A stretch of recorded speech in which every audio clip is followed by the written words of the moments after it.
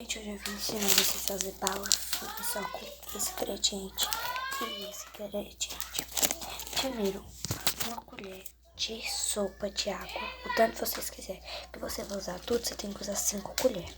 Eu só vou fazer pouco e pôr uma colher aqui dentro.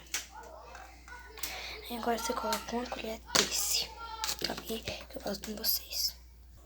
Uma colher dessa, gente. Agora você mexe aqui, ó. E ela esmove tudo na água. Gente, olha como é que ficou. Ficou desse jeito. Agora você leva ao fogo ou micro-ondas.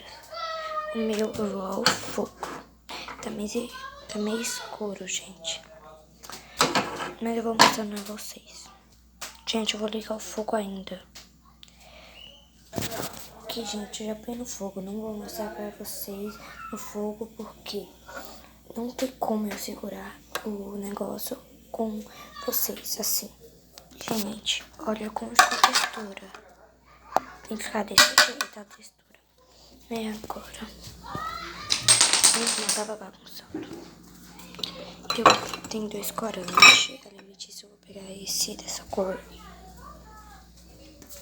E vou colocar aqui dentro e faço com vocês. Ficou dessa cor, laranjinha, gente. Gente, agora a gente vai preparar a outra gelatina, que é essa.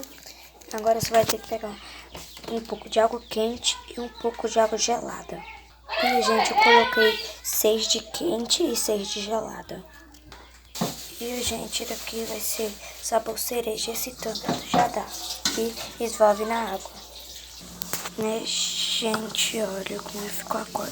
Aí agora, que isso aqui endurecer, você vai lá e põe no fogo de novo para coisar, para ficar mole. Olha, gente, como é que ficou. Não põe na geladeira ainda. Aí eu ponhei a gelatina aqui dentro para tirar todas as cores daqui. E agora você leva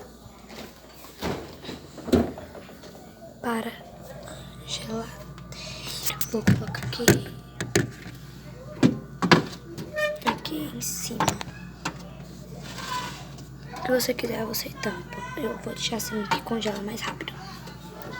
E deixa 24 horas, eu volto com vocês.